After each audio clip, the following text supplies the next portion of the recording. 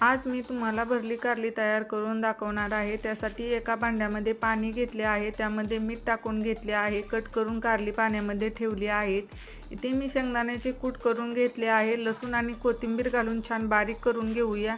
गरम मसाला, हळदी पावडर, चवीपुरते मीठ आणि घरगुती काळा मसाला घालून छान आणखीन एकदा मिक्स करून घेऊया। हे एका भांड्यामध्ये काढून घेऊया। त्यामध्ये थोडे पाणी घालून हा मसाला कारल्यामध्ये छान भरून घेऊया।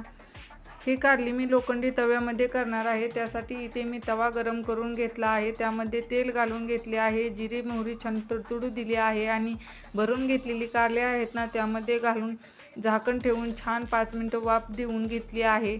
कारली भरून शिल्लक राहिलेला मसाला आहे ना, त्यामध्ये थोडे पाणी घालून घेतले आहे। झाकण काढून त्यामध्ये हा मसाला घालून घेऊया। छान मिक्स करून कारली छान शिजवून घेऊया।